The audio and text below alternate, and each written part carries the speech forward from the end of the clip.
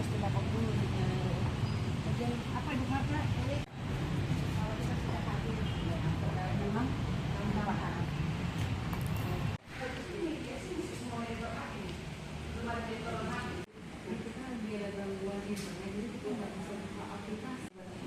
Oke, apa? Kalau berarti kita lapor dulu. Oke. Boleh izin kami foto ya? Bisa dijelaskan nggak dari awal soal adanya gugatan perdata ini, Bu? Oke, jadi terima kasih rekan-rekan wartawan ya.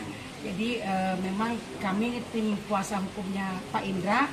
Pak Indra ini adalah suami korban dugaan malpraktek ya. Ini mesti dugaan dari Ibu Putri Apriliza ya, yang meninggal dunia pada September 2024. Nah, Ibu almarhum Putri Apriliza ini adalah pasien di Rumah Sakit Silvani.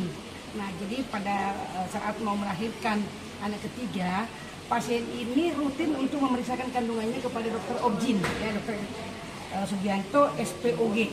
Itu dokter untuk anak ketiga. Anak pertama, anak kedua memang juga melahirkan di sana secara sesar, yaitu dengan dokter HM Faisal Fahmi ya Pak ya. Nah, tapi pada kehamilan ketiga ini karena waktu jadwal konsultasinya lebih pas dengan Sugiarto, maka ganti dokter, dan itu nggak ada masalah karena toh kan di rumah sakit yang sama. Nah, pada saat kehamilan udah masuk usia 8 bulan, selalu rutin, ini ibunya, ibu kandung daripada almarhum Pak Indra, selalu rutin mereka konsultasi kepada dokter Sugiarto. Nah, tapi aneh juga, dokter Sugiarto ini tidak pernah membuat jadwal tanggal per tanggal. Jadi inisiatif itu dari mereka, kalau udah 1 bulan mereka datang untuk berkonsultasi. Nah, pada waktu kehamilan udah masuk usia 8 bulan, diketahui dari hasil USG, bayi dalam kandungan almarhum Putri ini sungsang. Nah, untuk mengatasi itu dari bulan ke-7 ya Bu ya, Dokter Sugiarto ini hanya menyarankan agar almarhum itu sujud seperti orang sholat, dengan harapan bisa kembali normal. Nah, tetapi tidak mempercepat jadwal konsultasi, misalnya per 3 minggu atau per 2 minggu. Nah, sampai satu ketika bulan September tanggal 16 si almarhum ini ada merasakan kandungan itu kontraksi. Nah, saat itu memang tanggal 16 September itu hari merah, hari Maulid Nabi, Senin. Nah, ibunya almarhum dengan suaminya ini pergilah ke rumah sakit. Ternyata di rumah sakit Silvani ini tidak ada dokter kandungan, baik dokter Sugianto sebagai DPJP, dokter penanggung jawab kehamilan anak ketiga, maupun dokter lainnya. Nah, kita nggak tahu ada berapa dokter kandungan sebenarnya di sana. Nah, karena nggak ada dokter, maka mereka mencari sendirilah dokter kandungan yang sekitar situ. Ya, sebenarnya prakteknya si dokter Fahmi juga. Dekat-dekat rumah sakit itu ada dokter kandungan, dokter Fahmi ya, yang terbuka juga. Ternyata nggak ada juga prakteknya. Balik lagi lah mereka ke rumah dan sambil mampir di bidan untuk menghilangkan rasa sakit. Tapi sekitar jam 1 malam subuh jadinya ya, tanggal 17, si almarhum ini kontraksinya mungkin semakin terasa semakin kencang, sehingga karena kesakitan dan dada muntah, baliklah mereka ke rumah sakit Silvani. Nah, sekitar jam 2 ya Pak ya, jam 2 udah pukul 17 September, tanggal 17 September, masuklah di IGD. Saat itu ditangani oleh tergugat, Ibu Dokter Siti Fatima, Dokter Siti Fatima Perjaga. Nah, saat itu kita nggak tahu apa yang dilakukan dan hanya diperiksa begitu aja, langsung dipindahkan ke ruang keperawatan. Tapi jadi ruang perawatan itu maksudnya ruang rawat, dari IGD ke rawat nih. Nah, di situ dia bilang ya Pak ya, wah ini jantung bayi sudah nggak ada ini, kata Dokter Siti Fatima. Nah, tetapi si pasien kan masih menunggu dokter kandungan. Nah, dokter kandungan baru ada jam 5.30 Pak ya, baru datang ke 5.30, yaitu Dokter Faisal ya Pak ya. Dokter Faisal akhirnya datang, tapi dari jam 2 itu berarti tidak ada penanganan, tidak ada pertolongan lah kepada janin yang sedang dalam gawat janin, namanya secara medis namanya gawat janin. Nah, saat itu sebelum datang sebenarnya dikasih antibiotik ya Pak ya, melalui antibiotik. Telepon di dokter jaga, dia call dikasih antibiotik. Sesaat setelah antibiotik diminum almarhum, pendarahan di kamar mandi. Nah, itu udah pendarahan. Nah, datanglah 5.30 Dokter Faisal, Dokter Objin, diputuskan segera operasi. Nah pada saat operasi tersebut sebenarnya keluarga udah bilang nih, darah bagaimana? Darah. Nah kata mereka sudah akan disiapkan, sudah disiapkan. Tapi tidak tahu golongan darah. Salah satu keluarganya abangnya ini punya golongan darah O. Kan rada aneh ya, bapak. Dia kan di situ dari melahirkan anak pertama, kedua, ketiga. Kok bisa dokter ataupun nakes lah ya, atau pelayan kesehatan siapa lah itu mereka, perawat atau dokter, menanyakan golongan darahnya pasien apa? Kan ada medical record, ada rekam medis, kan tinggal cek ini. Misalnya saya Risma, oh ya golongan darahnya O, Bu Marta A, ibu ini, ada itu mestinya rekam medis namanya, medical record.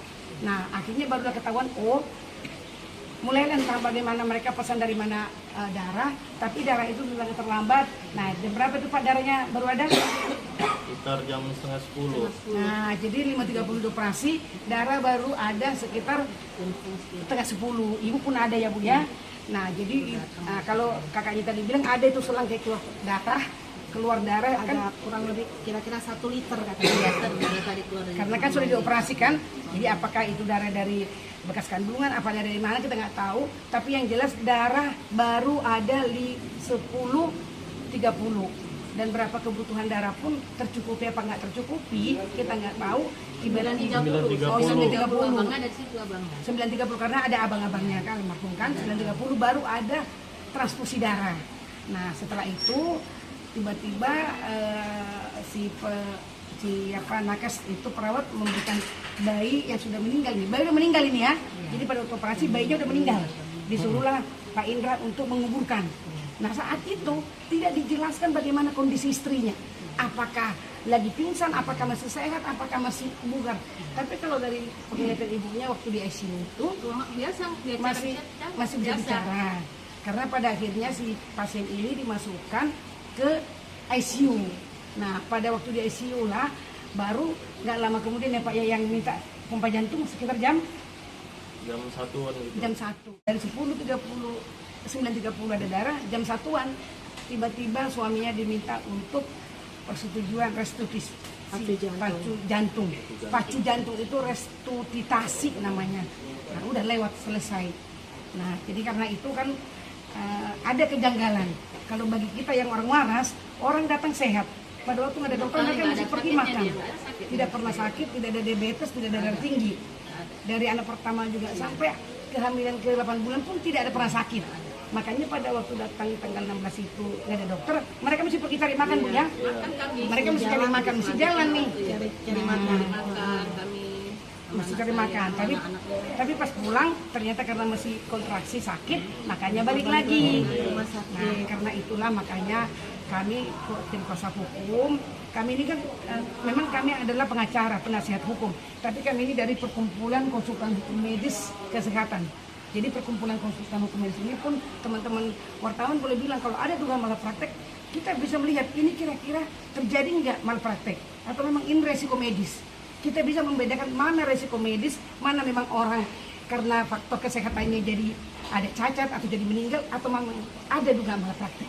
Malpraktek itu maksudnya kesalahan penanganan, tidak sesuai dengan standar prosedur operasional, tidak ada aturan rumah sakit hospital by law, terlambat memberikan darah, salah memberikan obat, itulah yang namanya malpraktek. Tapi apapun ini semua kan masih berproses. Nah, masih berproses, makanya untuk meminta hak daripada penggugat sebagai suami dan anak-anaknya, kami sudah memberikan kesempatan untuk mediasi sebenarnya. Kami undang untuk klarifikasi. Kami tawarkan untuk virtual Zoom karena ini Binjai, kami di Jakarta kan, tapi tidak ada tanggapan dari rumah sakit maupun dokter. Makanya akhirnya kami mengajukan gugatan ganti rugi PMH, nilainya itu sekitar 500 juta materialnya dan imaterialnya 100 miliar. Tentu nggak bisa dinilai ya. Ibu ini anaknya cuma satu, udah nggak ada lagi anak perempuan. Satu-satunya perempuan. Cuma satu anaknya. Paling kecil. Bapak lagi. ini sudah hilang istrinya, anak-anak dua itu sudah hilang mamanya. Makanya nempel terus kan, itu satu. Yang kedua kami juga sudah melaporkan ke Majelis Disiplin Profesi. Karena di sini pasti dokter nggak disiplin. Kalau dokter disiplin, ketika ditelepon dia mesti datang untuk menolong. Satu lagi perlu saya tambahkan, biar rekan-rekan tahu. Kalau tidak ada dokter yang ready, yang standby, dia mesti pakai sistem rujukan. Dia mesti mesti merujuk ke rumah sakit yang lebih lengkap alatnya, atau lebih lengkap dokternya, atau dokternya yang ready praktek.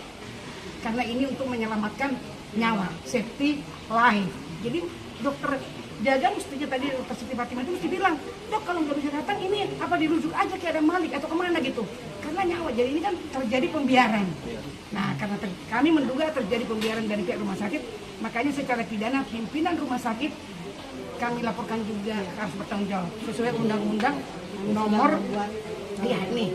Jadi sesuai dengan undang-undang nomor 17 tahun 2023, di sana diatur pimpinan rumah sakit yang membiarkan tidak ada pertolongan, ya kan, tidak pertolongan dalam keadaan gawat darurat, kalau menyebabkan cacat atau disabilitas dihukum 2 tahun penjara. Tapi kalau menyebabkan kematian, pimpinan rumah sakit itu dituntut pidana sampai 10 tahun. Jadi makanya kan harusnya sistem aturan rumah sakit itu nggak boleh nyeleneh gitu. Ya kalau memang libur pun karena ini nyawa harus ada yang standby. Kalau ada yang gawat darurat mesti ada yang bisa ditelepon datang ke rumah sakit. Kalau itu tidak dimungkinkan harus sistem rujukan dikirim ke rumah sakit yang ada dokternya. Nah ini perlu menjadi pertanyaan ini. Kami baru tahu ternyata pemiliknya itu kepala dinas katanya di bidang ini. Nah karena pemerintah pusat, pemerintah daerah, pemerintah Kota Madia bertanggung jawab terhadap rumah sakit baik swasta maupun pemerintah yang ada di wilayahnya. Jadi ini nanti masalah Dinkes yang tidak melaksanakan kewajiban pengawasan, itu fungsinya. Dalam Undang-Undang Kesehatan ada tugas pemerintah pusat, pemerintah daerah untuk mengawasi jalannya rumah sakit.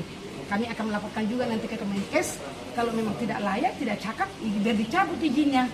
Kalau tidak mau memperbaiki, karena ini menyangkut nyawa masyarakat Binjai. Nah, itulah main sama nyawa. Ya, itulah dari kami.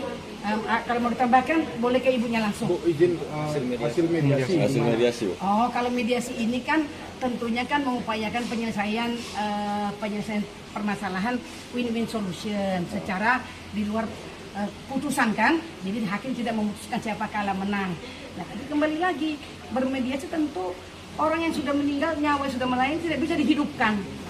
Dan kalau diganti pun tuntutan bapak ini 100 miliar pun dibayar tidak akan bisa lagi.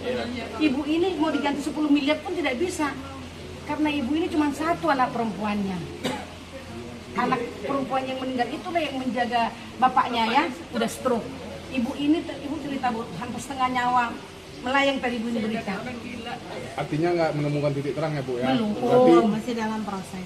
nanti ke depannya bakal bersidang jadinya. Iya, jadi mediasi ini kan 30 hari. Okay. Tadi mediatornya sih memimpin cukup bijak ya, memberikan kesempatan tunda sampai tanggal 12 untuk saling melakukan perdamaian lah ya. Jadi di tanggal 12 mediasi lagi. Mediasi kembali, ya? lagi. Jadi akan mediasi lagi, penjelasannya bagaimana, dan ini kami akan lanjut ke Polres. Polres Binjai untuk membuat BAP. Ya, itu aja. Nanti kalau mau tambah boleh dari Ibu atau dari Pak Indra. Ya. Oke.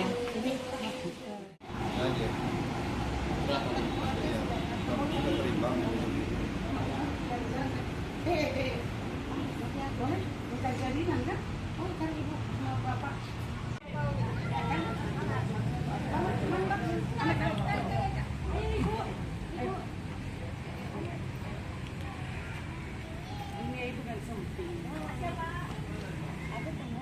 Download Tribun X sekarang, menghadirkan lokal menjadi Indonesia.